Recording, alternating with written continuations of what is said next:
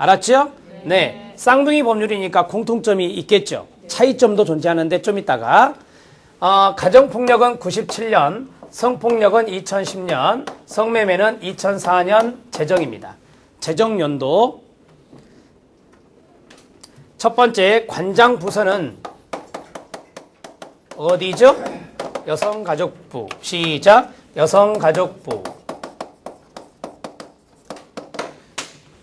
우리 시험에 여성가족부 관장 업무가 시험에 나왔어요. 보육 맞다 틀리다?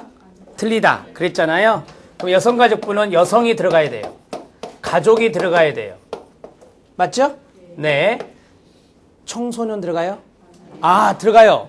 청소년 들어가요. 청소년 상담사는 누가 자격증을 주죠? 여성가족부 장관이 주는 거예요. 알았죠? 예. 읽어요. 시작. 여성, 가족, 청소년. 그 다음에 요거요. 시작. 가정폭력, 성폭력, 성매매. 이렇게 들어갑니다. 되셨나요? 네. 두 번째.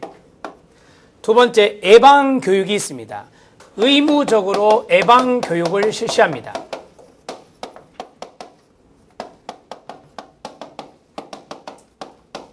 가정폭력 예방교육, 성폭력 예방교육, 성매매 예방교육이 있다고요. 알았죠? 네. 두 번째. 세 번째, 실태조사 몇 년? 3년.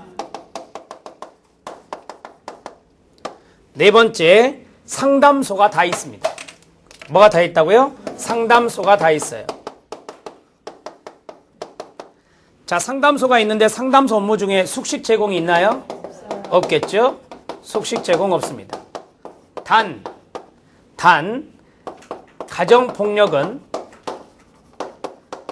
가정폭력 상담소는 임시 거소를 제공한다는 내용이 들어있습니다. 읽어주세요. 시작. 가정폭력 상담소는 임시 거소 제공. 봐요. 애착 바로 형성이 아니라 애착이 형성되기 전이 있어요, 없어요? 있죠. 형성되기 전이 있고, 그 다음에 두 번째 볼비를 정리할 거예요. 볼비는 애착 형성 단계라 했고요. 그 다음에 세 번째는 무슨 단계요? 애착 단계라 했고, 자, 마지막은 상호관계. 상호관계 단계다. 이렇게 정리하고 있습니다. 여기에서 가장 중요한 시기는 언제라고요? 여기 애착 형성의 3에서 몇 개월이요? 6개월. 이게 이제 가장 중요한 시기다. 이렇게 말씀을 드렸었죠? 그랬습니까? 예. 이때는 애착 형성하기 전이니까 당연히 반사적 미소. 시작. 반사적 미소라고 했고요. 그 다음에 두 번째는 사회적인 것이 아니다. 그래서 비사회적 단계라고 합니다. 시작. 비사회적 단계라고 했죠. 애착 형성의 가장 중요한 시기는 여기다. 가장 중요 시기가 바로 3에서 6개월이다 라고 해요. 자, 애착 형성은 주 애착자를 아직까지는 찾지 않죠. 그래서 제가 비변별적인 애착 관계다 그래요. 시작. 비변별적인 애착 단계다 이렇게 말해요. 그러면은 애착 대상자에게 아주 집착하는 단계는 언제예요? 이때죠. 맞죠? 네. 애착 단계가 가장 양육자에게 집착한다라고 했어요. 양육자에게 집착하는 단계다. 그래서 이 시기에 낯가림과 분리불안이 다 나타나요? 오케이.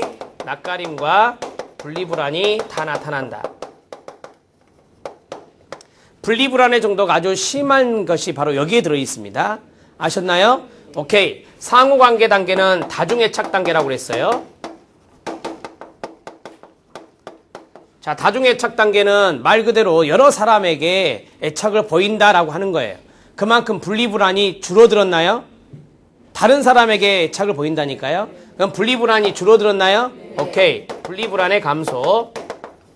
분리불안이 감소되고 그 다음에 하나 더. 대상 영속성이 형성되나요?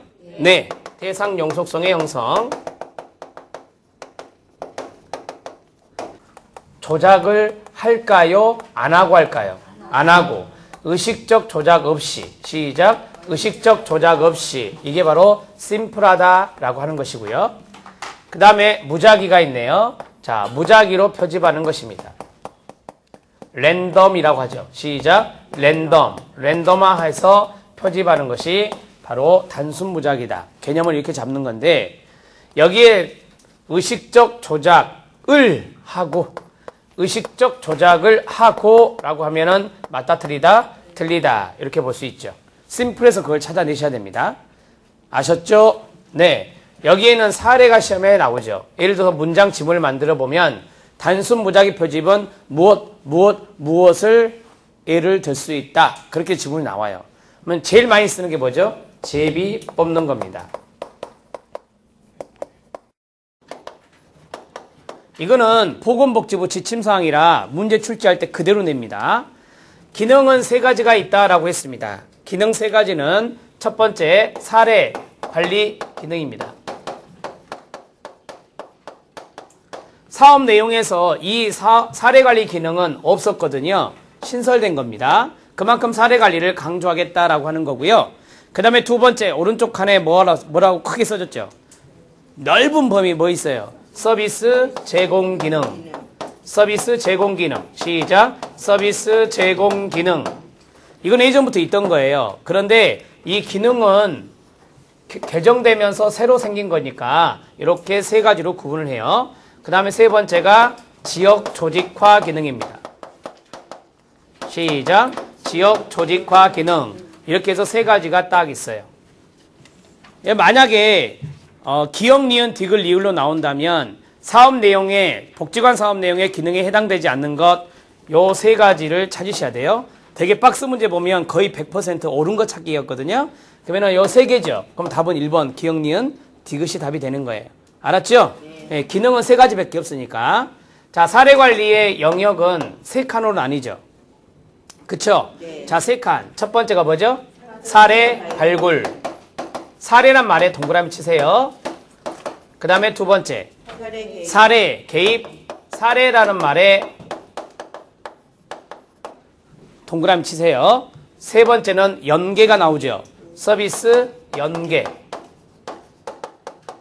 자, 그 다음에 이 로저스는 무슨 이론을 이야기한 사람이죠? 현상학적 이론입니다. 현상학적 이론. 시작. 현상학적 이론을 이야기했죠. 이건 상담 모델인데요. 제가 사회복지사로 쓸게요. 그 다음에 클라이언트로 쓸게요. 이 두 사람이 관계를 맺는데 로저스는 이것을 상담 관계라 했어요. 무슨 관계다? 상담 관계. 이 사람이 상담자고 이 사람이 내담자라고 생각해 주세요. 알았죠? 자, 사회복지사가 취해야 될 태도가 꼭 세 가지가 있다 그래요. 그 세 가지는 첫 번째, 외우셔야 됩니다. 이거 미안하지만 무조건적, 긍정적 존중입니다. 클라이언트에 대해서 조건을 달지 말고 무조건적으로 긍정적인 존중을 해줘라 라고 하는 거예요. 인간에 대한 존엄성과 연관성 있나요? 수용과 연관성이 있고요. 두 번째는 감정이입입니다. 감정이입을 우리가 공감한다 그랬죠? 공감적 이해와 동의어가 됩니다. 세 번째는 클라이언트에 대한 사회복지사의 자기 노출을 말해요. 진실성을 말합니다. 뭐죠? 진솔성, 그 다음에 일치성과 동의어가 됩니다. 이해되세요? 네, 이렇게 해서 세 가지로 정리하셔야 됩니다. 침묵이에요, 침묵. 자, 예를 들어 이런 시험 문제가 나왔다. 다음 중 저항의 유형으로 아닌 것. 저항의 유형이 아닌 것. 클라이언트가 무엇인가를 생각하면서 말을 하지 않고 있을 때. 이것은 저항이라고 볼 수 없다고요. 이해되세요? 이거는 일종의 침묵이에요. 침묵. 아셨죠? 네. 자, 이 침묵은 주의를 하셔야 된다. 이 말이죠. 침묵은 주의를 하시고 이 저항 다루기를 할게 이제. 해결책이요. 자, 저항 다루기는 세 가지의 단계로 이야기를 해야 돼요. 첫 번째 초기, 두 번째 중기, 세 번째가 종결입니다. 여러분 교재에 보면 저항 다루기에 학자가 있어요. 웹허스와 라슨이라는 학자가 있습니다. 학자는 참고하세요. 중요한 거 아니고요. 우리가 사회복지 실천 과정을 초기, 중기, 종결로 3단계로 나누었을 때 초기 단계 때 저항할 수 있고 중기 때 저항할 수 있고 그 다음에 종결 때 저항할 수 있다는 거죠. 그러면 저항의 원인을 먼저 밝혔어요. 초기 때 저항의 원인이 나타나고 이것을 어떻게 해결하느냐, 해결 방안을 왜 퍼스와 라스는 이야기를 하고 있습니다. 간단하게 말씀드리면 다음과 같아요. 되게 초기 단계 때 왜 저항을 할까요? 양가 감정 때문이에요. 뭐 때문이다? 양가 감정 때문이에요. 그 다음에 동기부여가 안 됐을 때, 그럴 때 우리가 저항할 수 있습니다. 자, 이 앞에는 비례상수라 하고요. 그 다음에 이것 A가 뭐고 B가 뭐고 N이 뭔지 이것을 아시면 시험 보는데 도움이 됩니다. 이 1.5라는 비례상수는 2008년부터 적용이 됐습니다. 몇 년부터요? 2008년부터 적용이 됐는데 이게 해마다 0.01호씩 감소하고 있습니다. 0.01호씩 뭐하고 있다? 감소하고 있습니다. 지금은 1.5가 아니겠죠. 2008년만 1.5고 2009년 0.01호 빼야 되고 그 다음에 또 그 숫자에서 0.01을 또 빼야 되잖아요. 따라서 2028년에는 이게 뭐가 돼요? 1.2가 됩니다. 뭐가 된다고요? 1.2가 돼요. 앞에 비례상수가 적으면 돈을 많이 받는다, 적게 받는다? 적게 받는 거죠. 비례상수가 줄어들었으니까. 이해되세요? 네. 그러면 1.5는 뭐냐면 1.5는 제가 50을 생각하라겠죠. 50. 시작. 50. 몇 년 가입 시? 40년 가입 시 소득 대체율이 얼마다? 예. 소득 대체율이 50%가 됩니다. 그러면 이것을 아셔야 돼요. 이번 시험에 나온 게 이거죠. 1.2로 넣었어요. 1.2는 몇 년 가입 시? 40년 가입 시 소득 대체율이 얼마예요? 대체율이 40%가 됩니다. 됐습니까? 네. 그 다음에 A와 B를 보죠. A, B입니다. A는 뭐냐면